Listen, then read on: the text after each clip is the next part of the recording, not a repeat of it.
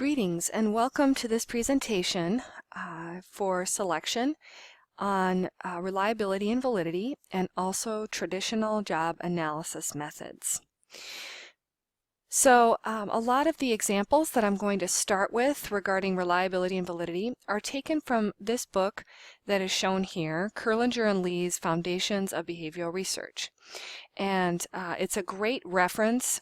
I like it best because the examples they give are unique compared to many of the other books that I have read on research methods, and they're unique in the sense that they come at things from just a little bit of a different angle and deepening our understanding of the concepts.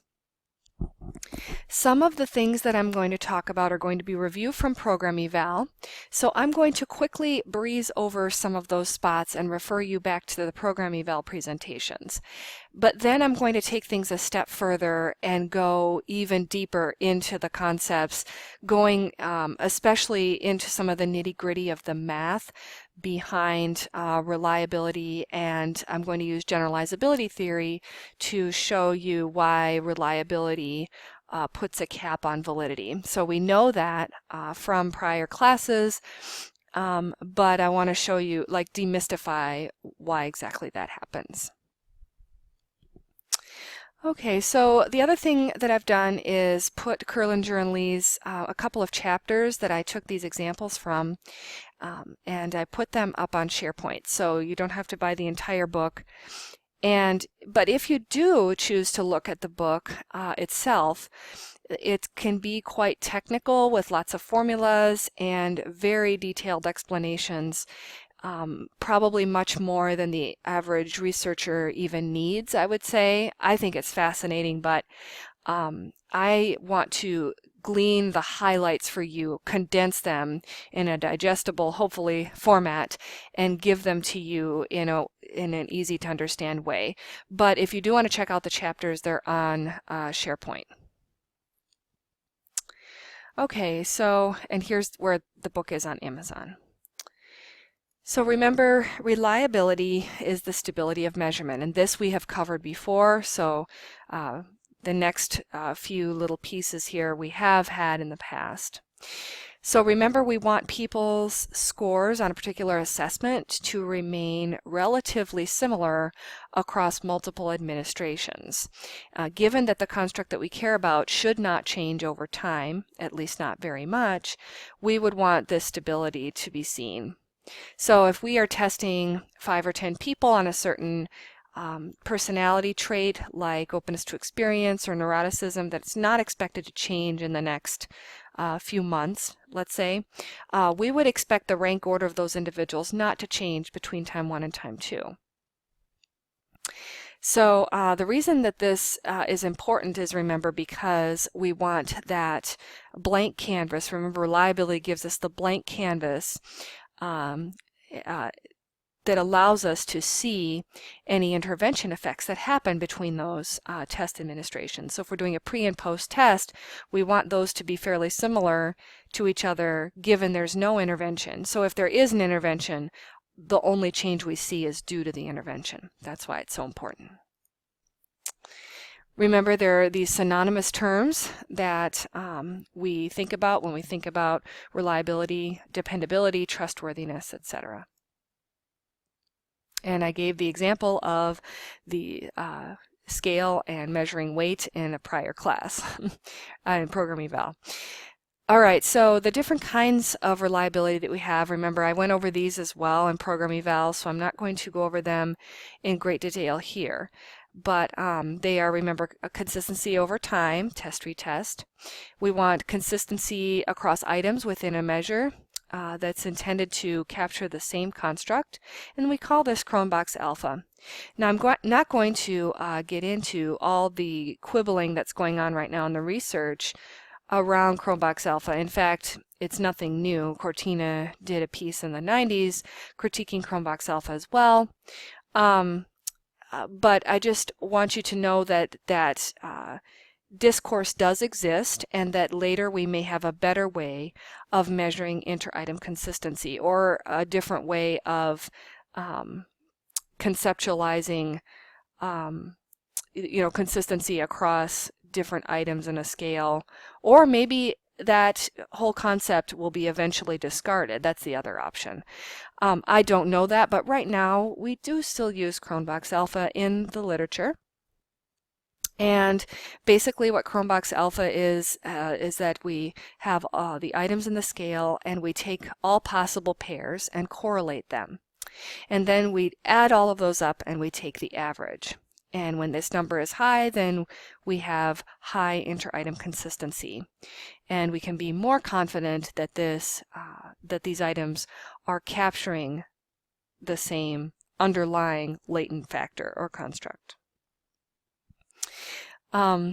Rater, so we have, let's say we want inter-rater consistency, and that is when we have two or more judges who are judging a target individual. Maybe we are rating someone's leadership potential. We're putting them through a series of simulations, and we have 2 or 3 people watching them, and we have them rating them, and we hope that those people will agree with each other to some extent, at least be consistent. And we're going to be talking more about this in coming weeks. And finally, equivalent forms of a measure. In selection, this does come into play. It is relatively rare in the field overall, but in selection, the Wonderlic personality test is a common selection tool, and it measures cognitive ability. And there are multiple forms, I'm not sure how many, of this particular measure. Basically, they have the same mean and standard deviation, but they have different items, and that is so that we don't get testing effects, people seeing the same measure as they're applying across different jobs and able to answer better just because they're familiar with the items. Okay, so those are the different kinds of reliability. All right, so I'm going to move on to some new content now that we have not seen in prior classes. And I like this illustration as just a very intuitive visual depiction of reliability and validity. And this has to do with target practice. And basically we have a reliable rifle that we use for the target practice versus less reliable one, an older one. And so you can see the older one gives us this dispersion of hits and isn't consistent at all in where those land. And then we have the new one, and in this one we have not only is it consistently hitting in the same spot, but it's also hitting the middle or the bullseye, and the bullseye represents, in this case, our focal construct that we care about. So all of the items, all of the raters, whatever you want those bullet holes to represent, they could be time points for a theoretically stable construct. It could be various operationalizations of the same construct, maybe whether we measure the construct via survey, expert judgment, or interview. All of those, if they're measuring the same thing, should come up with similar scores. And that's what this new rifle represents. So we have old rifle, unreliable, new rifle, reliable and valid in this case, because not only is it hitting the same place, but it's also hitting the construct. Now conversely, we have on the right here, this new rifle is doing well in terms of consistency. So it is reliable, it's hitting the same spot, but it is off of the constructs. So it is reliable but not valid. And then here we have an example where it's not hitting the focal construct hardly at all. At least here it was hitting sometimes, still unreliable, and here it is unreliable, and again very invalid. So hopefully that gives you just another way to think about reliability and validity, and this is from again the Kurlinger and Lee text, and it's on SharePoint if you want to see more explanation about this example. So remember, again, reliability matters because when we measure people at time 1 and time 2, we want their rank orders to stay the same, given that there's no intervention or disturbance in between those time points. And this is so that we have that blank canvas, this plain background. and so any intervention effects can be seen clearly. And I talk about that at length, remember, in Program Eval, and that presentation is located here in this link at the bottom of the slide on YouTube, and so you can pull that up. It starts about the 32-minute mark. So I'm not going to go into any more detail here because it's review. Okay, so new content. I am going to teach you a generalizability theory approach to reliability, and this is a very introductory piece, and then I'm going to talk more about it in coming weeks as well, and it's going to get a little more complex. But for now, we're going to stick with partitioning variability into 3 parts. So generalizability theory says that any test has, remember, a mean and a variance. And the total variance on that test can be broken down into 3 different pieces. First, we have systematic variations in the items or the judges. Remember, items and judges can be used interchangeably. When we're giving a survey, we think of items, but when we're doing inter-rater reliability, we think about raters rating targets. And the reason this matters, of course, is in selection, we use both pretty extensively. We use both items and judges depending on what we need. Then we have the true score variance, and this is variance that reflects an individual's true standing on the construct of interest. And then we have error variance that's also called unsystematic variance, noise, or residual. Okay, so those are synonymous.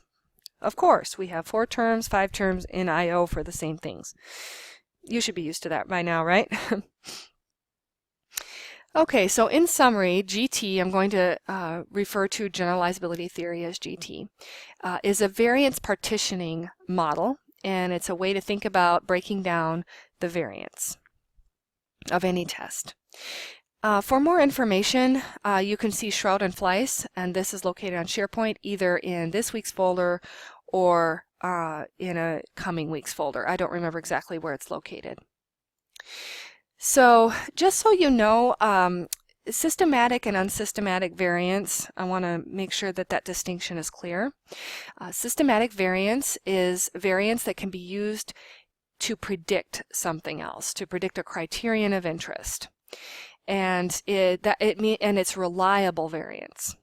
Now, unsystematic variance, by definition, is unreliable, and it cannot be used to predict anything. It's just there. It's random noise, and so when we say unsystematic, random error, all of that is kind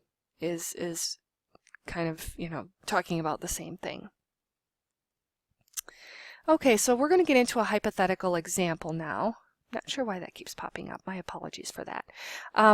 Okay, so we have an example, a hypothetical scenario, and we have 2 different tests. And they have a total variability, as you can see here.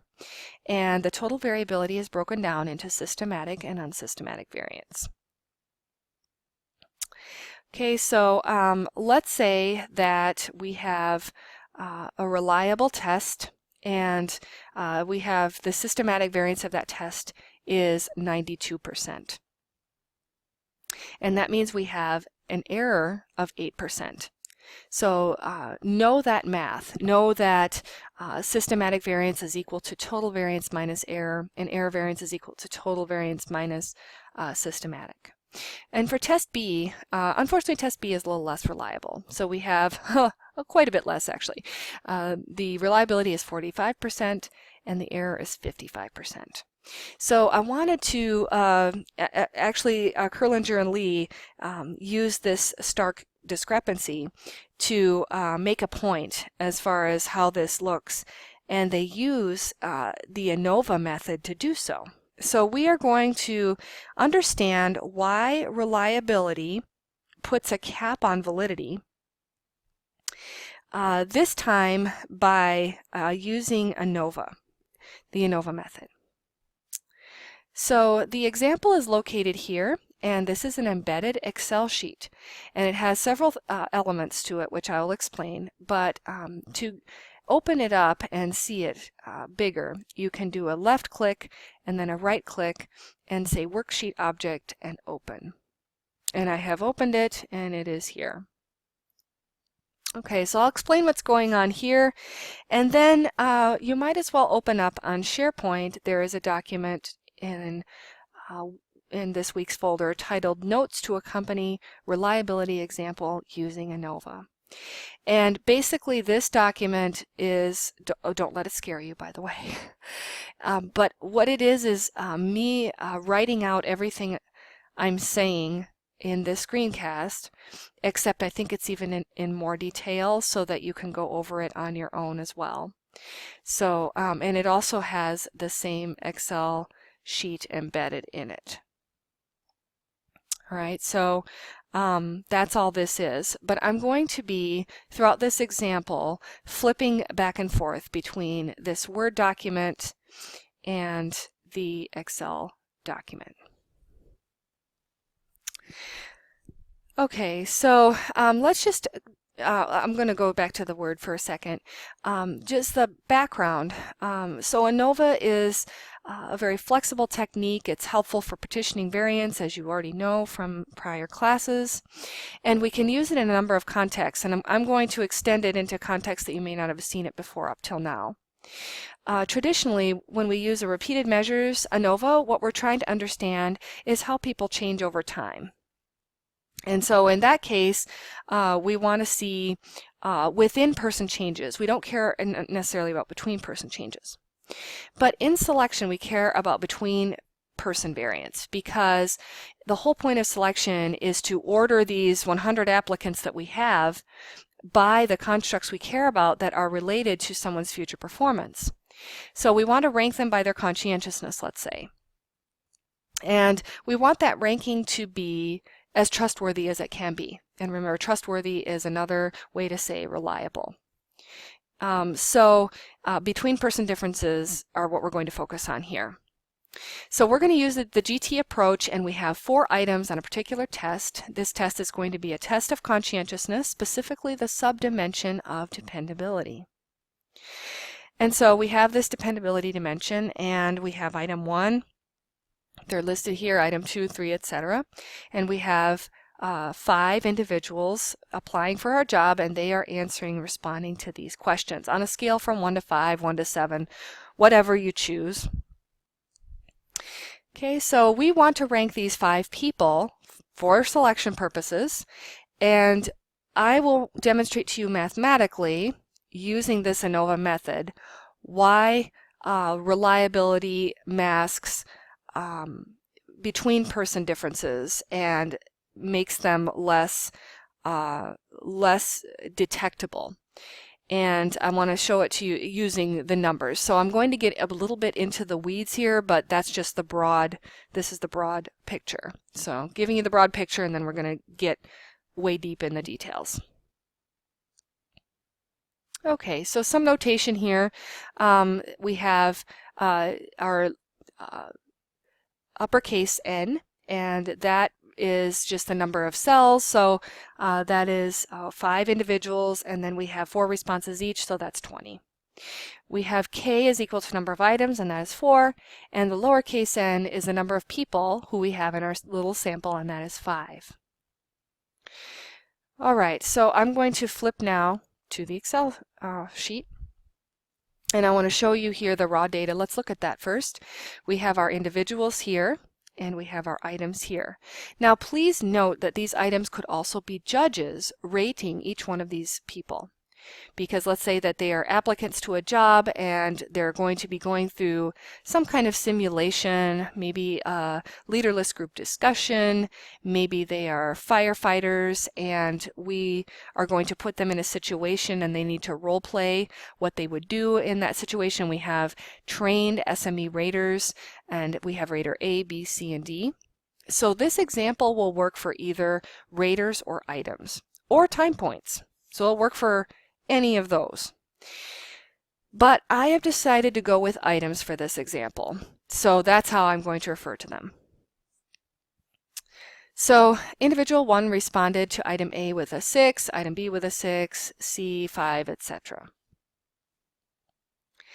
So over here we have the ANOVA part, and we have test A, which is very reliable, recall, and test B that is not as reliable. And I want to point out to you that this raw data, this is Kurlanger and Lee's example, by the way. I didn't come up with this. But I want you to see that here we have item A on the reliable test, and then we have item A on the less reliable test. And note that for each of these items, all of the numbers that we see here also appear down here. They're just in a different order. So that means our sum of squares is going to be the same across both tests. The total sum of squares will be the same because we have the same data points, but they're going to be in a different order, and that's why the reliabilities are discrepant. So item A here, we have the same rank order of the people as for both tests. For item B, I believe it's different, yes. So for item B, we have a 66412, and here we have a 41662. So the order has changed. Item C is the same, but item D is switched again. So we have starting with 4 up here, but down here we start with 1. And that directly impacts the reliability because what we would expect with a highly reliable test is that if an individual is rank ordered the highest on item A, as in this case, individual 1 has a 6, then they should also be pretty darn high on the rest of the items in terms of rank order of the people. So individual 1 is most dependable on item A and on item B. Oh, there's a tie kind of there. Item C up there as well, and item D. So that person ranks highest on all the items. However, on the unreliable test, individual 1 is the highest on item A, but the second highest on item B, highest on C, which is good, but then D is the absolute lowest. So that's not consistent. And this ends up mattering for finding a significant F, which I'll talk about here in a second. Okay. Let's move along and talk about what is in these tables. So first we have the sum of squares for items, and this isn't of direct interest to us in this study. This would be, I'm going to go back to this document and show you what I put for this. The SS items, or the sum of squares for items, it represents the extent to which some items seem to elicit different responses across most people than other items. And so I'm trying to think of an example of this. It might be like some items everyone just scores lower on because maybe they don't want to admit that they're doing something. Maybe the survey is about past drug use or some kind of behavior that people don't want to talk about. So they want to be socially desirable, and they all kind of say, no, I didn't do that. Other items, everyone may score higher on than they do on other items. And so that's what this means, is that some items people are responding very highly to, and other items not as highly. This, if we were in the case of raters, an inter-rater reliability situation where we have different people rating instead of items, rater variance means the extent to which we have one rater who rates systematically differently than the other raters. And systematically means you can predict how they'll rate. Remember, systematic is about prediction. So that means that, let's say rater A just gives everyone very high ratings compared to the other raters. Maybe they're just happier and they're sunnier and they just see life through rose-colored glasses. Conversely, maybe rater B rates everybody lower because they're having a bad day or they're just more stringent. And so that's going to show up here. The extent to which the raters differ like that systematically, that's going to show up here. This is the same across both tests because the item, this test is, even if test B is less reliable, it's not the item variance that's going to change. But what's going to change is the SS individuals. And this is of focal interest to us. So what SS individuals represents is the inter-individual variability across individuals. It's between individual differences that we care about. So I'm going to flip back to here, SS individual, and it represents where people stand on the construct. So this has to do with the rank ordering of these people on this particular construct. And so we want this to be high because we want to maximize the variability across people. Okay, so I'm going to say that again. In selection, we want to maximize the variability in the construct across people because we want to have large across-person variability in order to have to make sure that we really are getting that the highest person on dependability in this case really is the highest person, and it's not like, oh, it could be the first five individuals out of the 100 that we have. Let's say we have 100 applicants. And we don't know which of the 5 on the top is really the highest because we have so much measurement error, right? We want to make sure that we can maximize across person variability so that we can see these differences pop down the line so that we can make the best selection decisions possible and have a legally defensible selection process, basically. Okay, so we want this to be high, and the green highlighted portions matter for this one. So I'll show you that back in the Excel document. Now, I'm going to get into some nitty-gritty of the formulas. I don't want you to know these by heart. This is just to demonstrate to you why the math works out the way it does. So don't worry about memorizing, just sit back and get the concepts, I would say. Okay, so we have the sum of x squared, and this is we square each individual value and add them all together across all 20 people. And so what we would do is we would take this 6 and square it. So we'd have 36 plus 16 plus 16 plus 9 plus 1 plus 36 plus 36 all the way down the line, and I've calculated that, and it's 288. That's the answer. And then we do it a little bit differently, and that is we sum up all of the different elements and then square the result, and that's going to be a much bigger number. And so we would take 6 plus 4 plus 4 plus 3 all the way down and then square that number. And that was 4624. Okay, 68 squared. So that's a big number. And we're going to need these two numbers to give us, to plug into some of these formulas here, to get the SS total and some of these other things, and to give us this constant to be able to subtract off. So notice this constant is subtracted off of each SS. So the SS total, we have this constant subtracted off, same constant subtracted off here, and the same one here as well. Okay, let's see. Pardon me. Okay, so we have this term right here, and that corresponds to the green boxes in the Excel sheet. Specifically the ones on the right side. So those correspond to these numbers right here. Okay. And the way we get those numbers is we sum across all the items for each person, and we put the sum here, and then we square that sum, and this is the sum of squares for the SS individual. Or you put it in the formula to get this. Okay, so this 1086 is not exactly 40.3, but what you do is you take that term, this term right here, and you stick it into the formula for the SS individual and subtract off this constant, and that gives you the 40. So you can calculate this out, help yourself, and do that if you'd like, or you can just take my word for it, whatever works. But the SS individual turns out to be 40.3.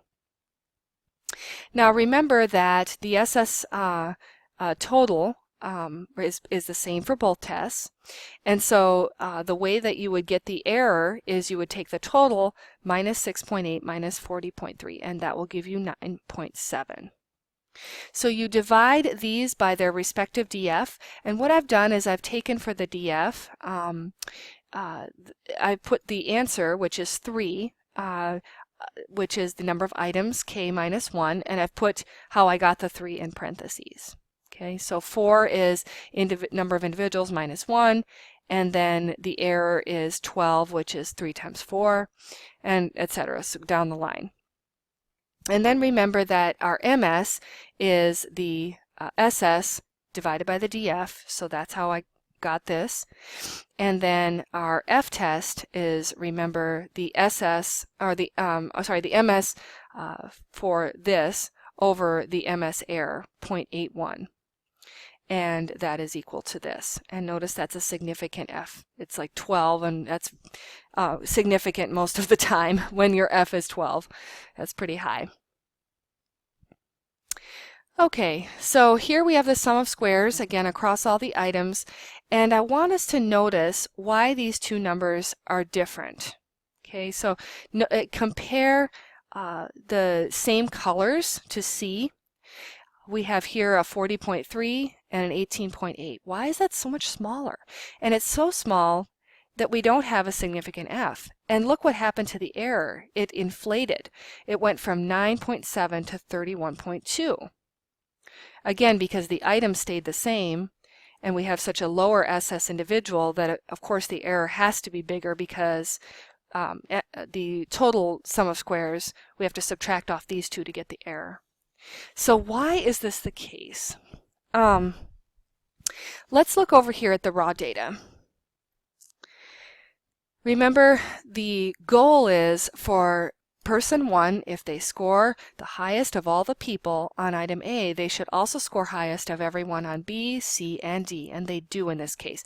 And that turns out to be a healthy sum of squares because we have 21 and then we square it. Now let's look at the less reliable test. Very high, not as high, again the highest, and now that person's the lowest. So this is unreliable. And we have a sum of 16 rather than 21.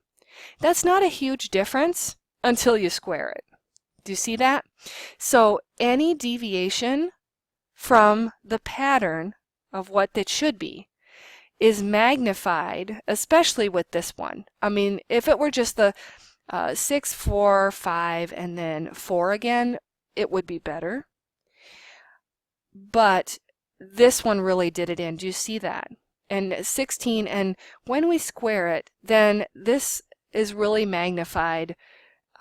You have a 441 versus a 256. So that's really different. Same with the second person. We have the second highest, about second highest or tied, and then the second highest on D as well. For the reliable test. For the unreliable test, we have second highest, then lowest, then pretty good there, and then pretty good there as well. Or actually, they're the highest for this one. The highest in the ranking on item D. So do you see how that 1 really makes a lower sum than the 6 would? And then that is magnified when it's squared. And so what we have is inconsistency cutting into our sum of squares. Inconsistency across items, changes in rank order that shouldn't be there, is cutting into the sum of squares and thereby making this smaller. And then when you put that into the formula, you have a much smaller sum of squares. So the formula, remember, again, is over here. You have these formulas, and then you subtract off that constant. And just this difference between 1086 and 1000 makes for this very large difference in the sum of squares. And that, of course, makes for the difference in the F-test significance as well.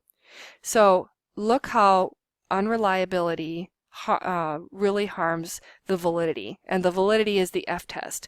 That means the extent to which we can understand if there are differences across individuals, the SS individuals. Okay, so we want to maximize those differences and make sure those differences are clear to see, clearly seen, and when we have an unreliable test, there's just this murkiness that we can't make a determination. And so that is the demonstration using ANOVA and some of the more nitty-gritty and fine-grained details of the stats to hopefully elucidate why unreliability can harm validity like it does.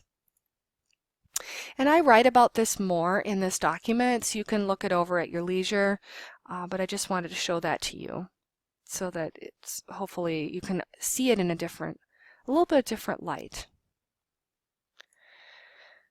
Okay, I just wanted to reiterate this, even though we've seen this in program eval as well, but just know these three kinds of validity. Know that they work together synergistically in tandem. Sometimes we have to rely more on content validity and selection. Sometimes we're only looking at criterion, but construct validity really does encompass all of these. Content and criterion are both predicated on construct validity. Construct validity kind of encompasses all of these. I want to talk about construct validity in the context of MTMM. MTMM stands for multi-trait, multi-method matrix, and this method was first introduced by Campbell and Fisk, and it's been has a pretty long-standing history in selection, in particular, because what it does is it provides evidence for construct validity based on different methods that we have for measuring the same constructs. And so I'm going to go through all of the elements in this lovely little colorful diagram. Pardon me. And this is the source where I obtained the diagram, by the way. I put that down in the bottom here. Okay, so let's imagine that we have some traits that we wish to measure in our applicants. So I came up with 3 examples down here, the notes in the bottom. We have emotional stability, leadership, and intelligence. Let's say that we want to measure each of those in 3 different ways. So we either have 3 raters who are going to be rating the applicants on these different attributes, or we have different methods, like we have self-report, we have a person filling out a survey on their own emotional stability, leadership skills, and intelligence. We have a supervisor rating them on that same survey, and then maybe we have a coworker or even a significant other rate them. This also can apply to other kinds of methods like pencil paper versus interview versus expert judgment, making some kind of judgment on a person's level of this attribute. All right, so the methods here correspond to the self-report. Let's say method 1 is self-report, method 2 is a supervisor doing the rating, and method 3 is the coworker rating.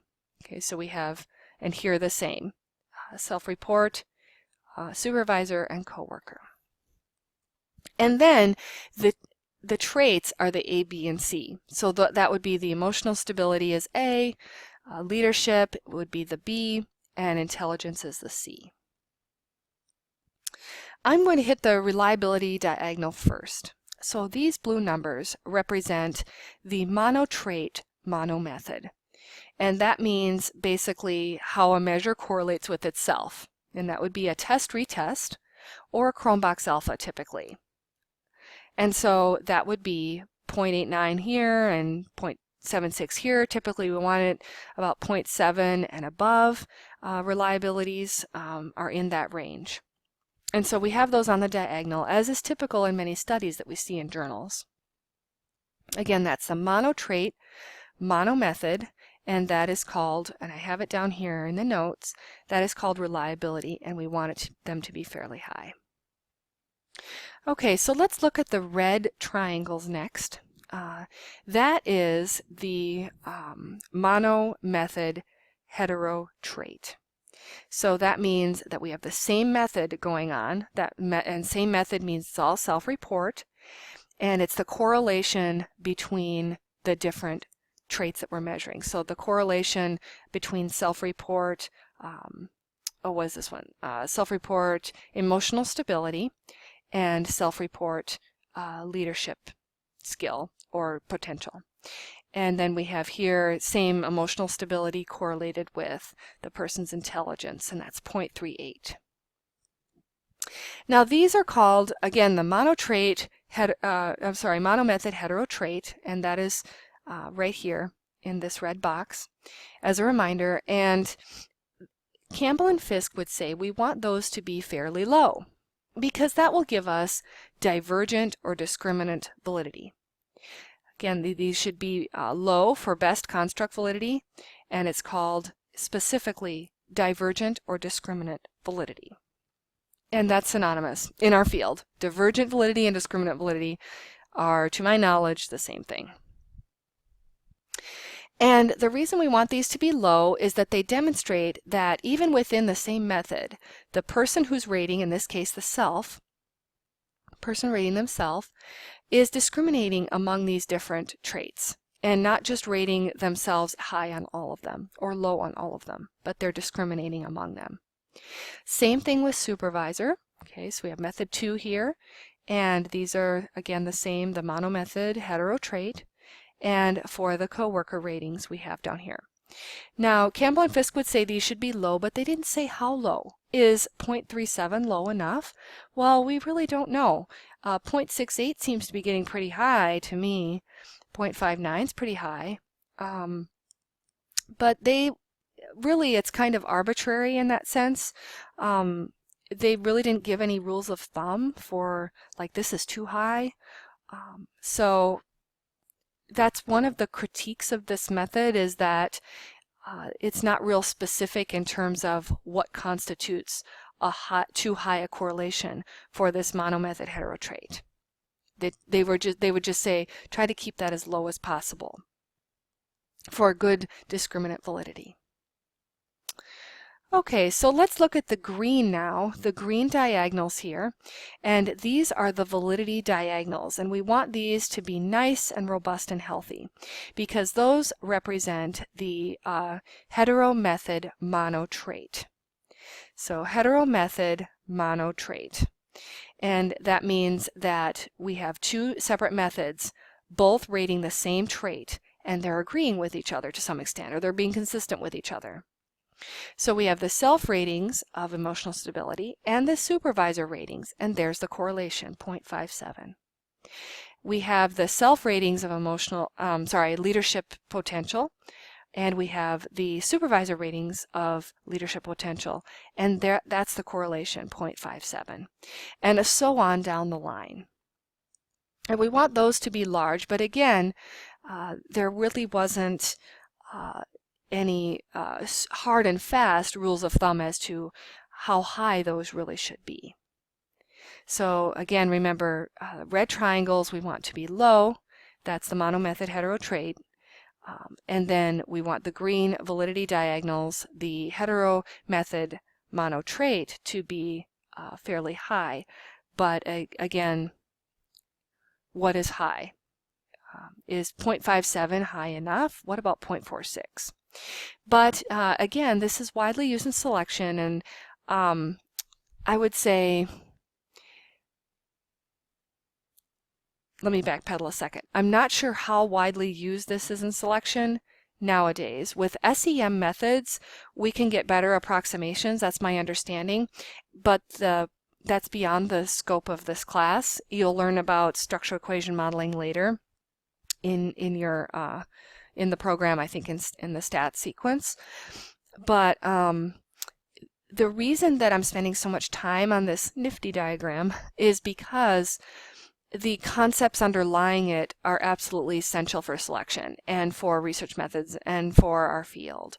And so you may hear the MTMM referred to either in journal articles or at SciAp and things like that, even though it may not necessarily be used in this way very much anymore. Okay, so that's just kind of the background of it, so you know. Finally, we have the orange or the brown triangles, and those are the hetero-trait hetero method. And we don't expect those to be high at all. Typically in practice, they're not, to my knowledge, that I've ever heard that these being high, and here they are correlated fairly low, except for a couple here, 0.42. It's a little bit getting up there. But those should be low because they represent different traits and different methods. And so if those are correlating highly, then there's an issue with validity. Or something wrong with our measures, probably. I would like to backpedal for a second, and I just have to say that these green validities are also called convergent validity. And convergent validity is the extent to which we are getting different ways of coming at the construct, and they're agreeing with each other, and they're capturing that construct domain, basically. So we have the self-report and the supervisor. Those are correlating with each other, and that gives us convergent validity. So remember, discriminant validity, conversely, was when we had the same method, and let's take the supervisors as an example. The supervisor ratings of each trait are different from each other, or should be different from one another. So that supervisor is discriminating when they're measuring and rating the target individual. And that's what we want. That gives us confidence that those are distinct constructs. But if these are too high, then we have less confidence that they're distinct. I will go over this again in class until we feel comfortable with it. Please, in the meantime, think about it, talk it through with a friend, and see if you can maybe reproduce one of these and be able to talk about all of the different elements here and how they provide evidence for construct validity. Okay, so conceptually, there's a relationship between validity and reliability as well that we talked about in program eval as well, also, and that is this little Venn diagram, I think, is helpful for illustrating it. We have a predictor here, and we want to predict job performance, which is the criterion. We have a predictor and criterion. And the extent to which there is overlap, that's validity or common factor variance. It can be referred to as either one. I think common factor variance is the term Kurlanger and Lee put to it, but I've heard it said that I've heard it referred to as validity, I think, more often. And here we have specific variance, and that means that this is reliable variance, systematic variance, that is free to correlate with other things. Like there are other things that impact job performance, as we can imagine, like a person's level of motivation, a person's personality, things like that.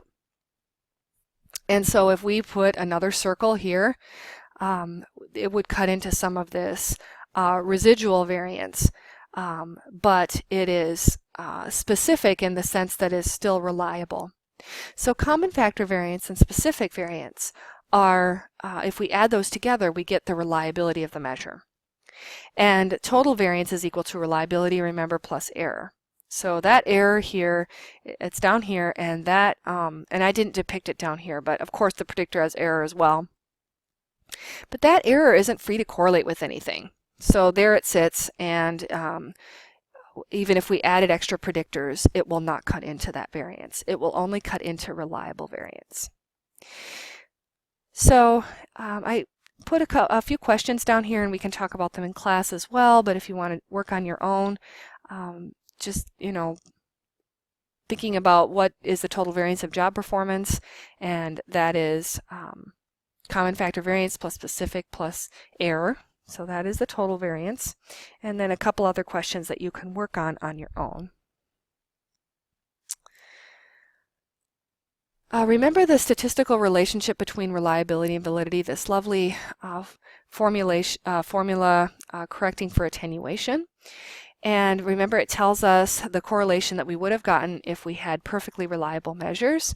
So we put our observed correlation up here in the numerator, and then we square root the reliability of our predictor and our criterion. And once we resolve that, then we know what the true correlation is. And this is a formula that is often used in meta-analyses. So you can test yourself. I gave a little problem that you might see on an exam or a quiz and see if you can figure it out. Even just substituting the numbers in the formula and not worrying about calculations, that's totally fine. It's also important to understand that if a true correlation between two variables is a certain amount, but we have a reliability of one of the measures is only 0.7, then we will see an observed correlation that's less than the true, always. So if we have anything less than perfect reliability, is going to always dampen the correlation. It never makes it better. So remember again also that, like I said in the last slide, that reliability represents this available variance that can correlate with other things. And so it's statistically completely impossible for two variables to correlate with one another at a high level, let's say 0.5, if even one of the variables has a reliability that is low, that is less. Okay, I'm going to switch gears here and talk about traditional job analysis methods. And I don't have you do any readings on these for the class because we just don't have time, and this class is so crazy as it is. But this book is where I got the information about traditional job analysis methods at TJA, or traditional job analysis, I call it. And this is by Brannick, Levine, and Morgeson, and it's a great book about just your kind of building blocks, nuts and bolts for traditional job analysis. So if you ever have to do a job analysis in the future, I recommend this book, and I'm not going to teach you all of that in this class because it's not something that I don't think I have to teach. It's something that you can look up on your own and follow the steps. It's very easy in that way. I'm going to focus more with the science behind everything, and but with that said, I think that it's important to know the primary traditional job analysis methods and some of the advantages and disadvantages of each. So that's what I'm going to go over briefly here. Okay, TJA methods are grouped into three categories, and they're job-oriented ones, which mean that the focus is on what the job entails. So this job, and so it's very focused on description of the job itself. Person-oriented methods are more focused on what does the person need to fill this role successfully. So it's more focused on what the person needs to do, like their behaviors, their attributes. And finally, there are methods that focus on both pretty equally, and they focus on what the job demands and the attributes of the person needed to fill the job. So become familiar with these acronyms, FJA, PAC, etc., and I'm going to go over these.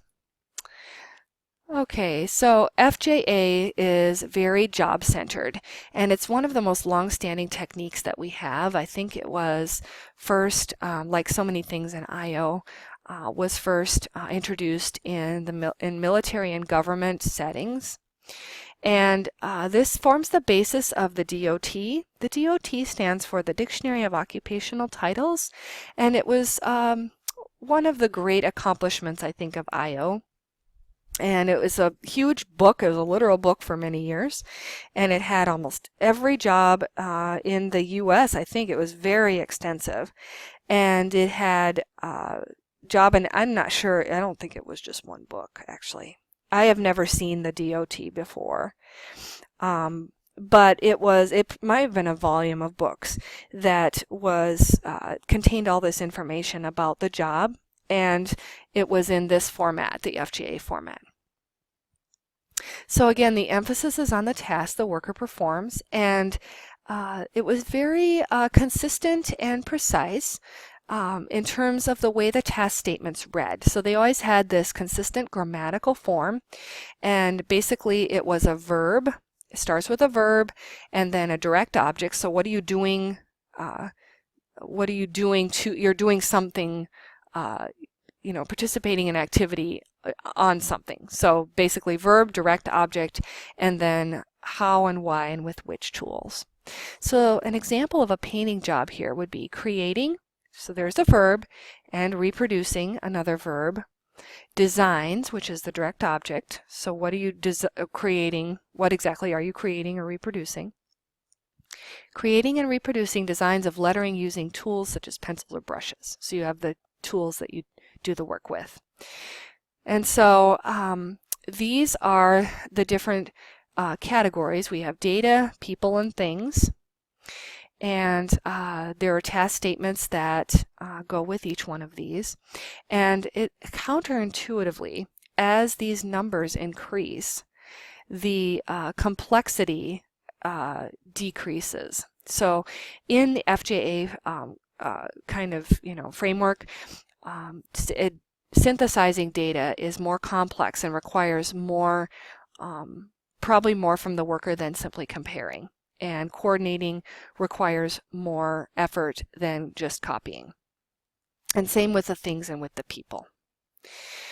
All right, so the advantages of this, there's a common language for describing jobs, which is cool. And this system is the foundation of the Dictionary of Occupational Titles and then later ONET, which I will talk about here upcoming. Disadvantages, again, only focused on the job for the most part and not the qualities of the worker that relate to performance, and sometimes we need to know those. Also, SMEs don't always agree on what the job entails, and that is not a critique that is unique to FJA, as you remember from probably reading Sanchez and Levine, but it really applies even in competency modeling, which we see now. So FJA, well, actually almost all these traditional job analysis methods are still used, but not they are not, I don't think, quite as popular anymore as they used to be, I would say. I think competency modeling is kind of, especially for jobs that are more cognitive instead of behavioral, actually producing widgets or whatever, as the economy moved away from manufacturing and from some of the more traditional jobs and into more information jobs. I think that competency modeling has kind of taken hold. I would say that, service jobs too, even though they involve a lot of behaviors, physical activity, competency modeling is still very popular even for those jobs because customer service requires so much of the customer focus and personality variables as well, which aren't captured by FJA. FJA again is very job focused. Okay, moving along. The PAC is the Position Analysis Questionnaire, and basically this is a test of 100 and some questions, and either an incumbent can fill this out or a job analysis expert, and I think the research says that the expert is usually better if they do it. And it asks all these questions about the job and then spits out the information that like a person would need in order to fulfill this role successful. So this role requires a person that looks like this and has these kind of attributes. So it asks questions like about where do you get your information input for the job, mental processes required, what does the work output look like, all of these different things. And then you have to rate each thing on these different criteria. I don't want to get into a whole lot of this. I wish I could show you an example of a pack, but these are copyrighted and they are quite expensive to my understanding, so I've never gotten my hands on one yet. The advantages to this method is easy to administer if the person has a high reading level. That's one of the disadvantages, is that it requires some kind of skill in order to actually fill out the items. Skill and stamina, as you can imagine, with all these questions. But it's been widely used over the years. It has some good research behind it. What's interesting is people say that when the output comes out, you can fill this out on a manager and fill it out at a stay-at-home parent, and they look the same when you compare the outputs of what's required. So I don't know if that's a bad thing or not, but it is just kind of interesting. Okay, the GEM, the Job Element Method. This is a person-centered technique that is quite complex. It's basically, you identify the elements required for the job, and these can be the behaviors needed, the habits, what you need to do cognitively, and then you rate each element on the following scales. Barely acceptable. Should a barely acceptable applicant possess this element? Oh, and by the way, I gave some examples of elements down below. For a police officer, some elements might look like be in good physical condition, they can't have a fear of weapons, and they have to recall lots of facts. And for any given job, especially one like a cop, there would be probably 100 or more of these elements to rate in 4 ways. So this is a very, as we say, non-parsimonious technique that is not very efficient, and it requires lots of SME time and input. So barely acceptable. Should a barely acceptable applicant possess this element? So a person that's just good enough, like barely gets into the job, should they already have this element? Superior. This is kind of the opposite of that. To what extent does this element characterize a superior worker? The trouble likely dimension indicates the extent to which there will be potential problems if this element isn't included in the screening process. So if this element, we don't use it in selection, will this be an issue? And finally, practical. Are new hires likely to possess the element? And if not, that means we'll probably need to train that element if we want to have people to display it when they get on the job. By the way, I included a source down here that if you ever need to conduct a job analysis using GEM, you can just pick that up. Okay, finally, after you've done all that rating, or the SMEs have done all the rating, you calculate these indices. And total value, and I'm not going to go into how these are calculated, that's beyond the scope of this class, but it's a very precise method. The total value index is the overall value add for using this element in the selection process. So if you're unsure about how to use an element, then you would calculate its total value and it would tell you.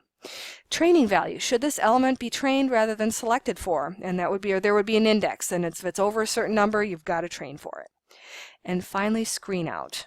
Should the element be a minimum requirement for the applicant? So, and if they don't have it, then they should not be at all considered. So, maybe something like they have to lift a certain amount of weight before they can be considered because it's an absolute requirement. Now, those can get sticky legally, which we'll talk about later, but that was the first example that came to mind. A lot of times you can get around the lifting. Not all jobs, though. I think firefighting, you definitely have to lift a certain amount. So that would be an example of a minimum rec. So advantages, it's a well thought out and again long-standing method, kind of like FJA. There's a lot of quantifiable data that goes with it. It's very defensible. I'm sure in court, if you can show that you've done all this due diligence, that it would be very good. There's a focus on outward behavior, which is good. People like that. It's very face valid. It was the first method to coin the term KSAOs, which is knowledge, skill, ability, and other characteristics, which you'll see in the field text a lot. It's used a lot in selection. Good for work sample tests. So work sample tests is when you have the applicant come in and actually do part of the job. Those are really defensible, and if they are possible, they're great and practical, which often they're not because it's just too hard and takes too much time to have someone do a little bit of the job. The disadvantages of this method is it's unwieldy and time-consuming. You need a lot of SME input and time, and for cognitively complex jobs, it may not be the best. CIT, so this is critical incident technique, and this is when you want to understand the job on a deeper level. So it provides rich, detailed information about the job. You understand what good performance looks like versus mediocre versus superior performance. It's very good for that. In a way, it maps on nicely to CM, competency modeling. And basically what we have is SMEs write up hypothetical scenarios, either that have happened in the past to them on the job or people they knew, or they can make them up completely and be fictional. Where a person demonstrates poor, acceptable, or maybe barely acceptable, and then stellar job performance. A scenario includes the following. We have the context or situation, what's going on in the background. We have the employee behavior that's very specific and observable. And then we have the conclusion of what happened, the outcome of the behavior. And so the advantages are good. This is helpful for applicants to know what the job will require. The disadvantages is that this is, again, like the GEM, takes a long time to do, takes a long time to write these stories. And it's easy to think of scenarios that represent relatively infrequent occurrences. So maybe there was an emergency and somebody acted heroically and saved the day, so to speak. But it's very unlikely that any given person would ever see that again, maybe. I can't think of an example at the moment of that exactly, but a lot of times these stories capture not the mundane everyday, but more of the infrequent occurrences that are relatively rare, and they're of limited value in that sense. It's nice to know what would be stellar performance in an unlikely situation or poor performance, but most of the time people are just concerned about typical performance, which is every day. All right, let's move to CTA quickly. CTA is cognitive task analysis, and this is for jobs that are cognitively demanding. I've had some friends who worked in ATC, air traffic control, and I think they did some cognitive task analysis with those folks. And basically what you do is, if you're doing job analysis, is you follow around the subject matter expert and ask them to record or relay all of the things that they're thinking in their mind at all times. So as you can imagine, the SMEs may not be too thrilled with this technique because they have to be continually talking about what's going on. So the advantages, again, as knowledge work becomes more important in the economy, this method might be important. However, it is difficult to do, and there's little research on it to my knowledge, and again, a lot of SME input. All right, finally, we're coming to the end. We have the ONET, and the ONET is one of the great accomplishments in I/O, and that's the DOT that is now online, and it's constantly updated by people who I don't know if they volunteer or not, but I think it's really awesome that it is like a living document, so to speak. And there's information that's always being added, and it contains a lot of cool things. I put a link down at the bottom here to an I/O professional, and so you can go look at what it's basically job analysis information for a person in our field. And so you can see the different tasks that are required, it seems like I think they have like 24 task statements, tools and technology that are needed, the knowledge that is required, skills that are required, abilities. And you can just really look through, and it's really nice. I think that the next accomplishment for I/O is going to be the Metabus, which is the updated and real-time meta-analysis that I believe Herman and Guinness has been working on. And I haven't been to their site in a while, but that's an accomplishment in my view on the level of ONET. ONET has been a tremendous resource for our field. Okay, so you can take a look at that, and I'm not going to go into a whole lot of detail in this class about everything that ONET can do, but you can look at that on your own if you wish, of course. All right, well, thank you for your attention through this presentation. I will look forward to talking more with you about these concepts in class.